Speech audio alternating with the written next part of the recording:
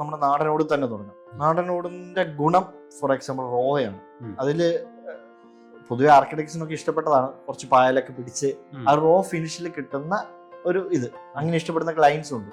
പക്ഷെ പൊതുവേ ഉള്ള കൺസെപ്റ്റ് ആ പായലിനോട് താല്പര്യമില്ല, മൊത്തം ക്ലീൻ ആയിട്ട് ഇരിക്കണം, ആ നാച്ചുറൽ ഫീല് വേണ്ട, അത്തരത്തിലുള്ള ഒരു പൊതുവെ ഈ സെറാമിക് അല്ലെങ്കിൽ ചൈനീസ് ഓടാണ് ചൂസ് ചെയ്യുക. സെറാമിക് ഓടിന്റെ ഗുണം ഇത്രയേ ഉള്ളൂ, അതിനും റീപെയിന്റിങ് ഇയർലി റീപെയിന്റിങ് കാര്യങ്ങളൊന്നും വേണ്ട, വെയിറ്റ് കുറവായിരിക്കും കമ്പയർ ടു നാടനോട്.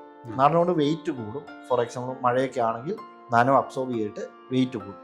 സെറാമിക് വുഡിന്റെ കേസിൽ നമ്മൾ ഡ്രസ് വർക്ക് അതിന്റെ ഫ്രെയിം വർക്ക് ചെയ്യാൻ വേണ്ടിയിട്ട് നാടനോട് വെച്ച് കോസ്റ്റ് കുറവാണ്.